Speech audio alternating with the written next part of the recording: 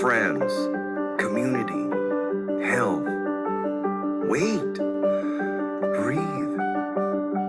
We know that life is complex, that 24 hours a day are not enough, that not taking action is not an option, and that our society needs us. We must change the world and let it change with us by taking the initiative to transform ourselves and our environment. It is easier said than done, but it is time to invest in our personal projects by balancing reason and emotion to build our best version. With this in mind, we designed the 9th edition of Wellbeing 360 to boost our growth. Dare to take the first step in this event from the 25th to the 29th of October, an event organized by the Institute of Wellbeing and Happiness of Tech Millennium University, in which you are the key element. Learn from experts from around the world and discover the roadmap to work on yourself, for families, for education, for our cities and organizations. We will give you the tools, but you put them into practice because well-being is not a coincidence. It's a personal choice. Wellbeing 360, tools for a changing world.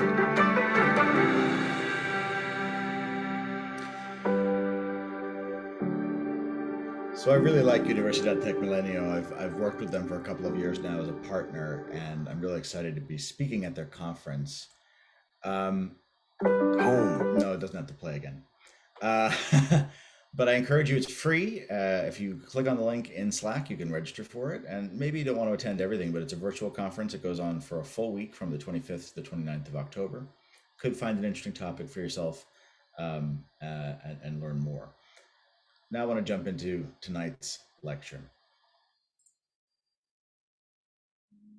Hey, Christian, want some water? Hey, Don. Yes, please. Sure. That's a fancy teapot. Yeah, it's one of my favorites. I'm sorry, it doesn't have much water in it. I'd like a little bit more than that. Well, yeah, why don't you fill it and I want to explain this coffee pot. Sure. So, this is a joke. It's one of my favorite jokes. It's sometimes called the coffee pot for masochists. It was done originally by a French artist, and this is a copy made just for me. And I've used it on the cover of my books. I love it so much. And you know, it's what's nice about it is obvious. You grab the handle. It's obvious that's the spout, but it's also obvious that it's the wrong way. It won't work. The conceptual model is clear, and it's clear that it's a joke. It's impossible on purpose. What's the matter? What are you doing? Well, it doesn't have a place to fill. Yeah, so, well, I'm not sure I recommend that. okay. Then the other choice is at the bottom, which I'm going to try. Mm-hmm.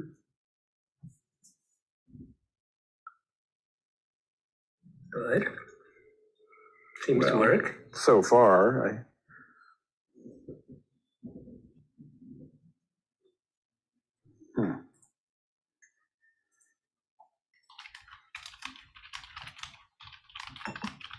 That's a funny way to use a teapot. yeah, that doesn't seem to work. That's not the way I used it before.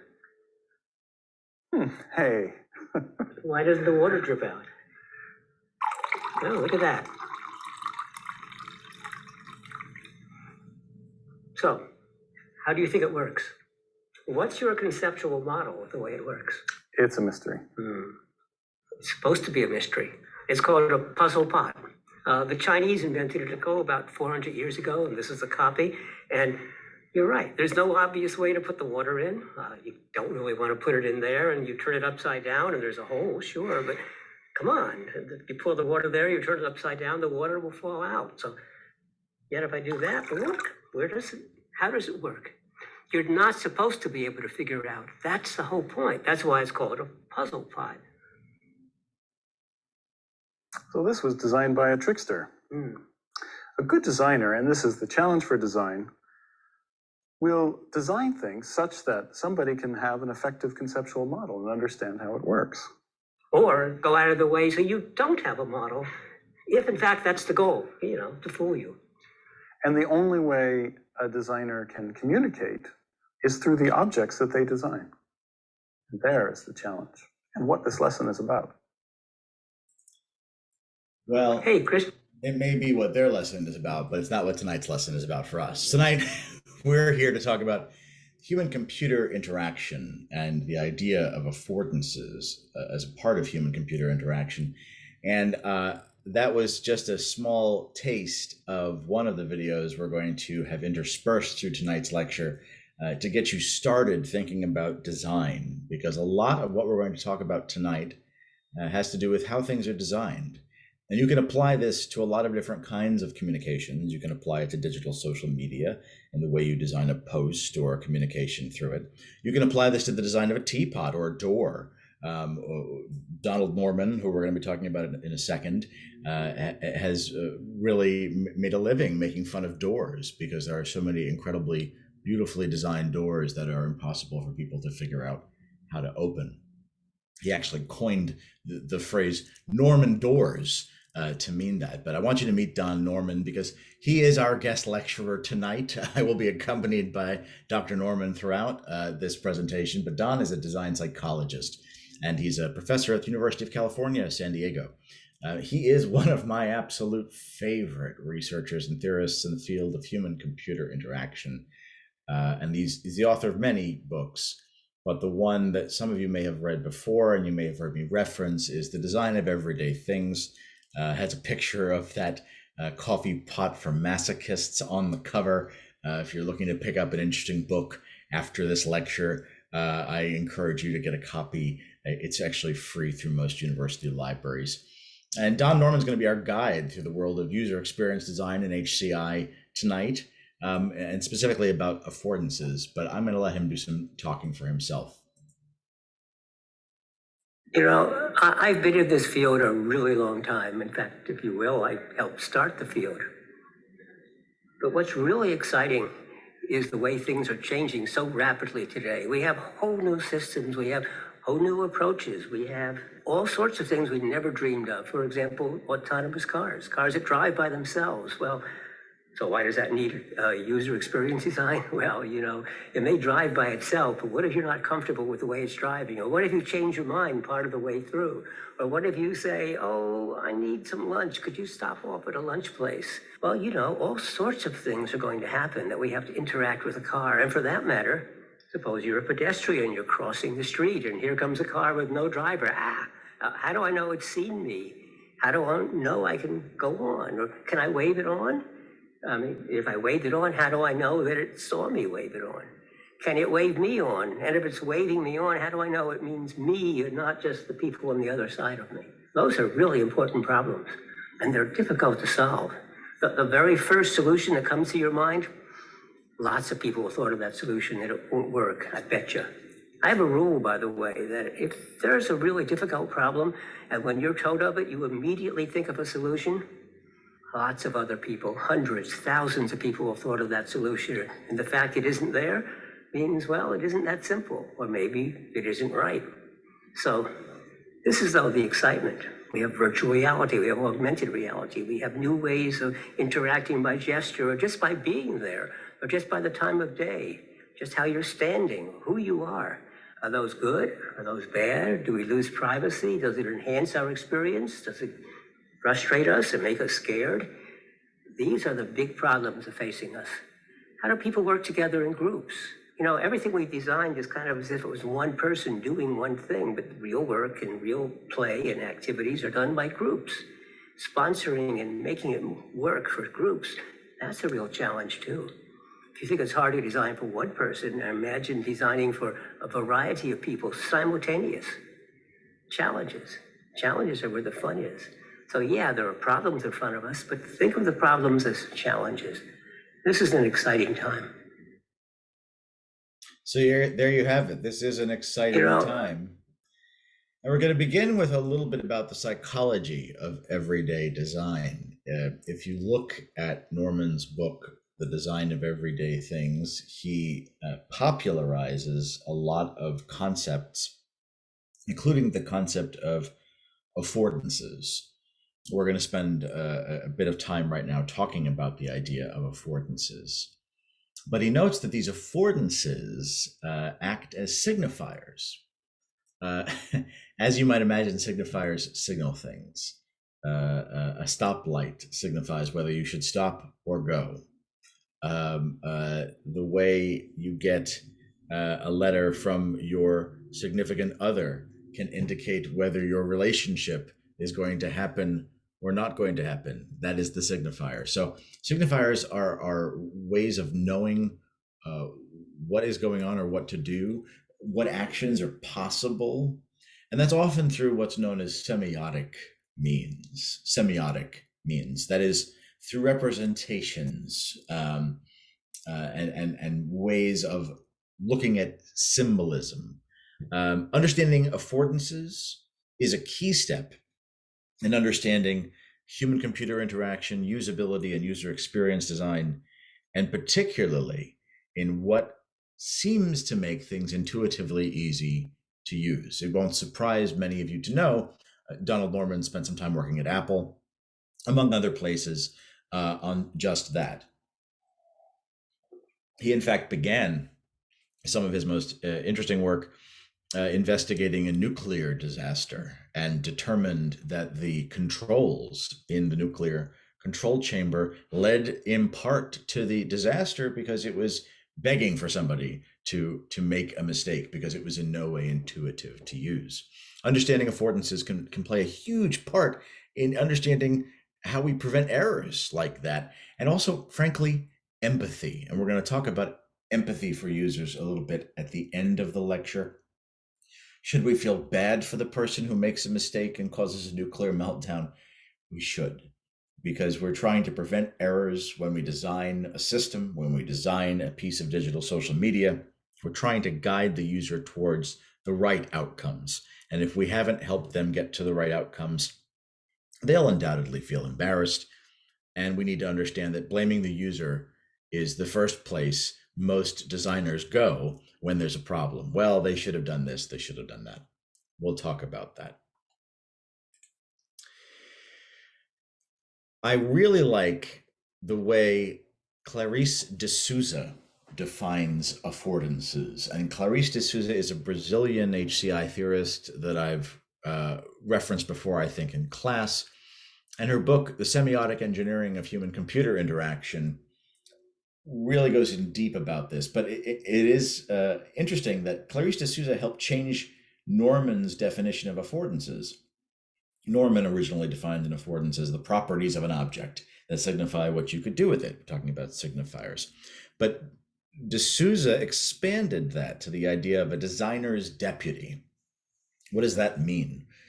A designer's deputy is something in a system, an agent, something in a digital social media environment that is going to communicate what it is the designer actually wants, the designer's message or intentions, to the user, sometimes quite directly. I'm sure many of you know Clippy here on the right. Clippy, the much lampooned agent created by Microsoft to help you create a document. Not necessarily the most helpful deputy, but you get the idea. It is quite literally a designer's deputy that shows up and says, hey, I think the designer knew what you wanted, so I'm here to help you figure out how to do that using this tool. So the idea of a designer's deputy means that an affordance is more than just the properties of a thing. Clarice de Souza's definition of affordances means that it is an interactive discourse. It's a relationship. An affordance is a relationship between the user and the designer through the designer's deputy. Although a designer, quote de Souza here, a designer cannot truly determine the interpretive codes that users will adopt during interaction, meaning we don't know what users are going to say on Facebook or YouTube or Twitter. The designer does determine the expressive codes that users will employ to communicate with the system, and in some cases within the system. That means that the character limits, that means the content length limits for video content, etc. This actually helped expand Donald Norman's expanded definition of affordances. Norman didn't come up with the idea of affordances. It's actually something from the 70s from design psychology, but de Souza really advanced this to the idea of human-computer interaction through semiotic engineering. I'm sure some of you are sitting there now going, I think I know what an affordance is, but I'm still not really sure I understand. And that's okay. I'm going to try and break it down here for you because it's important in understanding user experience design in general. An affordance isn't necessarily the properties of an object, but it can be. It isn't necessarily the things that determine the use of an object, but it can be. An affordance is a communication, implied or otherwise, to the user from the designer. This is what makes things intuitive. This is why when you just look at something, you know how to use it. The designer is communicating to you just by the design of the object that when affordances are taken advantage of, you'll know what to do just by looking at it. For the designer, the goal is really to create such a rich set of affordances when they create a digital experience or a product that the user does things with that they could never have imagined. Just think about the iPhone, which when Steve Jobs announced it, was hailing it as a browser, a phone, and an iPod. And just think of the number of ways our phones are used now to do any number of things that the designers of the iPhone would never have imagined when they started. Good design empowers users and designers to create and innovate. That's agency through these affordances. But to break it down even further, I'm going to let an old version of Donald Norman here explain. Affordances is a technical term, sometimes hard to get, but it's really quite simple. Affordances refers to the properties of an object and the person. It's the relationship between the object and the person and what the person can do with that object. For example, what is this? Peculiar shape, peculiar object, but it has practical affordances. For example, it affords support. It's a chair, see? Very comfortable chair. In fact, as long as it supports me and is about the right size, I could use it to stand on. Rolls a bit, but it affords support, affords standing. In fact, it affords lifting, and therefore throwing. I could throw it at you. And hiding, see? It does not afford the passage of light. Therefore, it makes me invisible, useful to hide against. Lots of affordances come with objects that you wouldn't expect. So suppose I had a book. Handy, small, can hold in my hand. Obviously, it affords reading and turning the pages, but other things that you might not have thought about, like scratching, like if it's raining, protection against the elements. The pages, keep your place, fold down the page. Or need to make a note, rip out a page. It affords ripping, affords writing. Many affordances.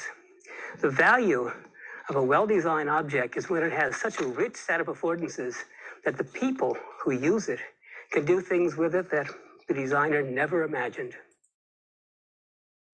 And I'm sure you can think of objects that you or others have used in ways that the designer never intended or certainly hadn't thought about when they got in your hands. You can see that sometimes happen with crazes on social media. Just think of the designers of the milk crate, seeing the milk crate challenge and thinking, my God, what have I done? It affords the milk crate challenge to use milk crates. But what about understanding the user's psychology when they encounter affordances and they encounter a user experience? They really have to bridge two gulfs, according to Norman. And by gulf, I don't mean like the Gulf of Mexico. I mean like a chasm. The user, the audience of a digital experience needs to understand how to bridge these two chasms. The first is the gulf of execution. The gulf of execution is evaluative. It's when you're coming up to an experience and saying, how do I do this? This is when you might apply a heuristic.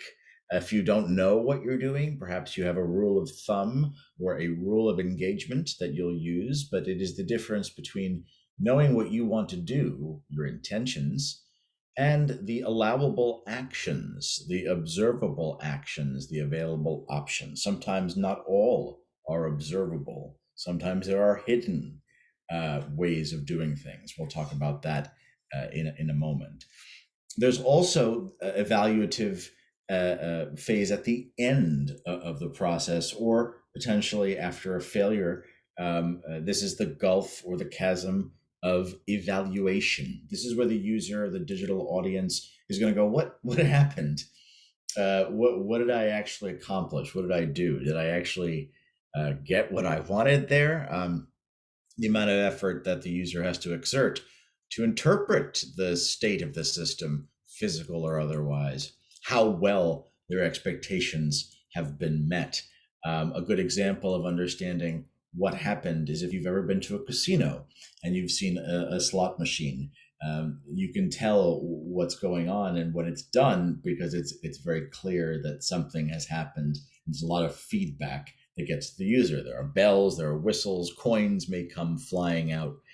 It tells you you've won or not if you don't hear that appropriate fanfare. So according to Norman, when you're looking at a user experience and you're looking in digital social media at an audience's experience, if they're encountering something new and unusual or familiar, but it requires them to use some heuristics, like I understand how to use stories, so I can do this here. How do I do this? And then was I successful? Did I actually get to post the thing? Did it show up correctly? And do I know that? That's why often when you post, you'll see your post was successful. That reassurance we'll come back to in a moment. Another important part of bridging these gulfs and understanding what to do is something called a conceptual model.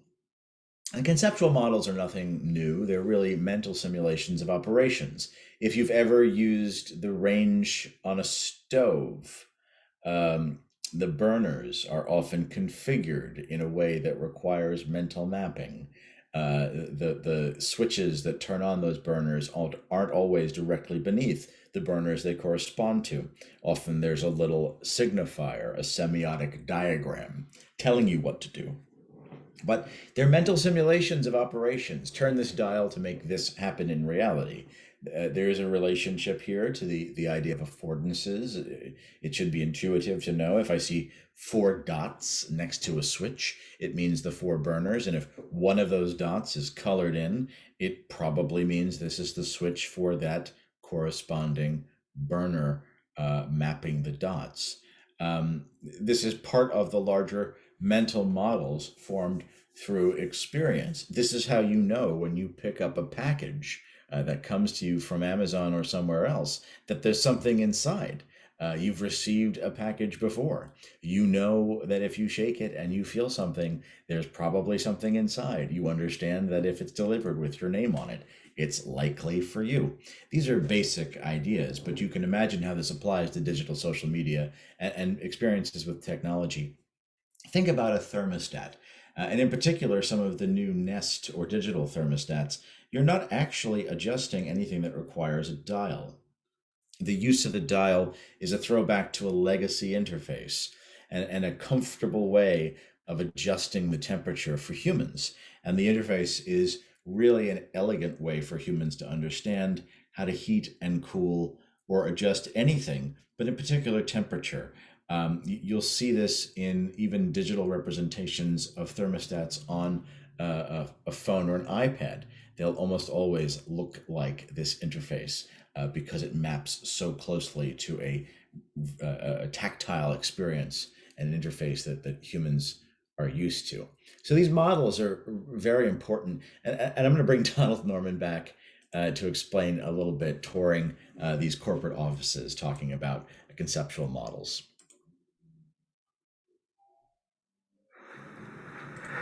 This is the kitchen area of Udacity, the coffee machines, and 2 refrigerators. Well, let's go look at them. look, inside the refrigerator compartment, 2 controls, one labeled freezer, one labeled refrigerator with numbers, 4, 2. What does that mean? How do you use it? How do you set it? It's the bad conceptual model. Now, interestingly enough, Udacity has 2 refrigerators, and they have different models.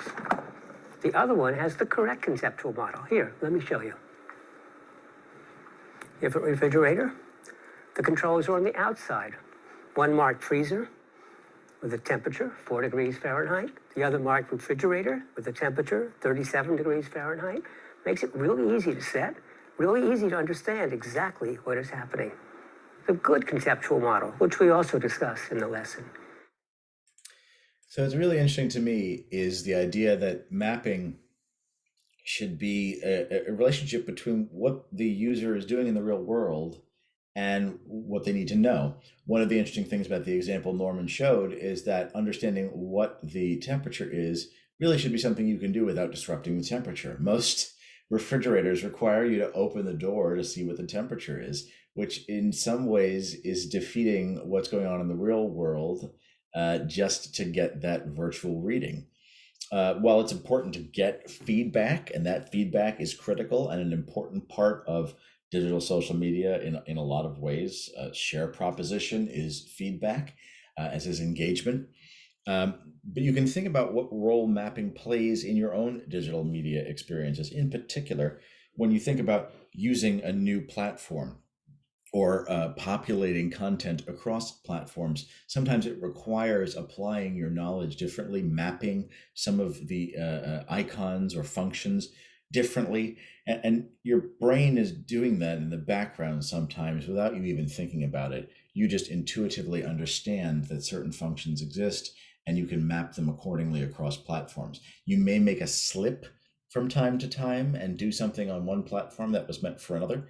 But that mapping is at play, really, especially when you think about the interface of your favorite platforms and where you tap the most. Really, you're not thinking about what that icon looks like. You're thinking about where your finger is tapping a screen and the motion of your hand. That mapping is visceral in some ways because it's really down to your motor functions. So you can learn a lot from mapping, and Donald Norman talks a lot about that in his books, but he also talks about the idea of helplessness. Sometimes users won't or simply can't have the models they need to be successful. They don't have the experience they need. You can think about situations where you're encountering something entirely new. However, he argues helplessness is something that people have learned. Users do need to understand how to address their doubts, or they'll simply give up. They can either do that through learned helplessness, where they've tried it enough times and they've decided that they just simply can't cope. Many of you may have parents who have tried social media platforms and have gotten to this learned helplessness place where they've decided they simply can't do it. Or maybe they're in the taught helplessness category. What does that mean? That's a generalized fear based on failure experiences. So perhaps you have older relatives that are intimidated to use computers, and they just have decided they're not even going to try to use a mobile device with social media on it because they can't use computers, something like that. Taught helplessness. So users can get quite dowdy in digital media experiences where they don't understand what they're supposed to do. They can start feeling badly about themselves, and sometimes about their ability to perform, their ability to work as compared to their peers. So you want to be gentle. And this is where I come to the idea that part of human-computer interaction and user experience design is really the idea that the human is at the center of it all. The idea of human-centered design has been popularized over time, and truly UX design, HCI, this is about solving problems for humans, not computers. Many times product designers, engineers, others in that realm think about the user as the problem because the technology is the solution to all problems. And if it isn't working, it must be the user's fault. But embedded in every good design and every successful technology is the human and their needs. Let's go to Don Norman again. The principles of human-centered design apply even if you don't follow the process of human-centered design. Because what are the principles? Well, the first one is be human-centered. Focus upon the people that whatever you're doing is intended for, whether you're doing a service or a product or an organizational structure or a new way of, I don't know, stocking the warehouse or putting things on shelves, whatever you're doing, always think of the people and all the people, not just the people, say, who are going to retrieve the items you put in, but the people who have to put the items up there in the first place. And if you're in the healthcare system, you have to think about patients and their families and the physicians and the nurses and also the medical personnel and the technicians, and for that matter, even the people who do the scheduling and who clean the place. You have to think of it as a system and look at all of the components. That's the second important thing. Find the right problem. Almost always when somebody gives me a problem to solve, I refuse to solve it because it's not the right problem. It's the symptom of the problem. And I want to solve the fundamental basic problem, because if I can solve the basic problem, guess what? The symptoms disappear. But that's not always so easy, and it can take a lot of time. And even though I argue strongly you should always try to solve the fundamental root problem, sometimes it's okay just to solve the symptoms. And finally, you have to think of everything as a system. Everything is interconnected. So if you solve this tiny little piece, well, that's kind of nice, but sometimes optimizing each of the small pieces gives an inferior result. Optimization of the local does not mean global optimization. And so we should always be thinking of the big picture. What is the final result we care about? And user experience isn't always the most important component. Because take a camera. What's the camera about? All those controls? No. The camera is just a tool to get the real user experience, which is the experience of enjoying the movie, the video, the picture. It's the end result that matters. And so we should be focused upon making it easier for people to get to the end result. We don't have to focus on the details of the tools. Those have to be understandable and usable. But remember, the important thing is the real goal of the people who use our products. Well said. So thinking about those real people, we need to have empathy for the users of digital media experiences. So what is doubt? Doubt is the absence of knowing. This is why we stick to a process or find a heuristic, like rule of thumb, when we don't know what to do. And what is empathy? It really is the place where we start good user experience, because it means we want to understand. We want to understand who we're designing our experiences for, who we're designing our digital media communications for, and why we're doing so to produce the required action. Assume nothing without data. If you have data, you can make assumptions, but don't make assumptions about users without data. And record those assumptions. Use research to investigate them if you don't have the data, because it's easy to look at what users do and dismiss it as irrelevant or the user's fault. The user was this, the user was that. We can get very nasty with users when we're looking at them as digital media creators when they don't do the things we expect them to do, or they do things wrong. We can get very defensive. So we have to have compassion for the users of the digital media experiences we create. Empathy is about putting on the shoes of those users. This is how we create affordances. And affordance is a relationship from you, the designer, to the user of your communication or the digital media experience you're creating. So you have to understand these users. You can't just build something they don't need or don't want. I'm reminded of a story of a village that was visited by some engineers, and the engineers saw that women had to walk quite far from their village as a group, just the women, to collect water. So these engineers thought, well, gosh, we could build a well. And they did. And they built an incredible well that went right down in the middle of the village and in fresh water. They left. When they returned a few months later, they were surprised to discover the well was rusted and disused, and the women were still going off to the river miles away on their walk. And they didn't understand. They went and they asked the users of the well, or the supposed users, why they didn't use what they had created. And the answer was that this was the only time the women had away from the men in the village. So it was their social time, the time they spent chatting and catching up on gossip and family affairs. So they needed this social interaction in going to gather the water, and that was more important than getting the water efficiently. So if you are solving a problem your users don't have, they're not going to use the solution. Assumptions often contribute to a lack of understanding of users, which is why the most important parts of user experience or to challenge the assumptions you have about the users of a digital media experience through research, either at the micro level or at the macro level. And also to set some barriers, to set some constraints. So you heard Donald Norman talk about the idea of signifiers as an important part of affordances. And another part of this is understanding the value of constraints. Constraints can act as affordances. If you can't put that large peg into the small hole, it's not going to work that way. That's a physical limitation, unless you're angry and you really hit it very hard. Maybe it'll work. Then there are also semantic constraints, things that culturally or logically don't make sense. The napkin, when I sit down at the dinner table, doesn't go on my head, it goes in my lap.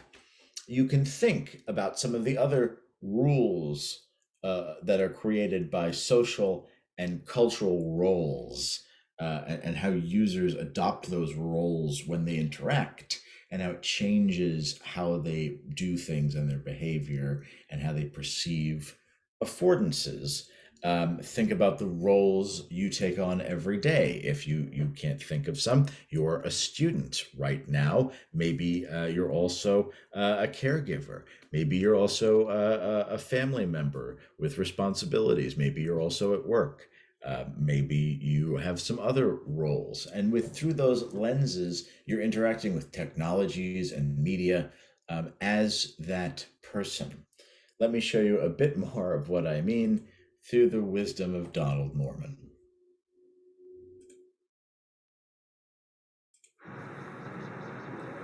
That's clearly the door handle, but there's no perceived affordance. So it's a signifier that this is the handle, but it's only half a signifier. It tells where the handle is, but not what to do. So I don't know, how do you open it? Hi, Don. How are you? What are you doing with my car? Trying to understand how to open it. What did you do? Oh, well, I have the key, so it knows that I'm coming, so it automatically opens. Oh, that's clever. This is a really good example of hiding the perceived affordance, hiding the signifier, because you don't need to have it there. The owner of the car knows how to use it, and when the owner of the car comes near with a key, it automatically opens. You can grab the handle. That's very clever design. I agree. Let's talk a bit more about cars. That's clearly the door.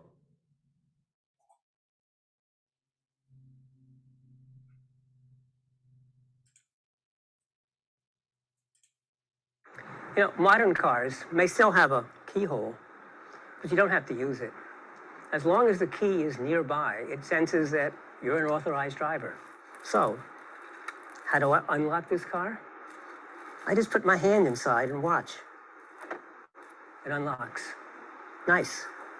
Really simple, easy. It turns on the interior lights too, so I can see inside when it's dark. Now suppose I leave and I want to lock the car. How do I do it? You can't see, but there's a little ridged area here, and if I touch it, watch, it locks. Oh, but I left all the windows open and the sunroof open. Do I have to open the car and go in and manually shut them? No, there's a secret way of shutting it. Secret. See, if I hold my finger here for a little while, the window's shut,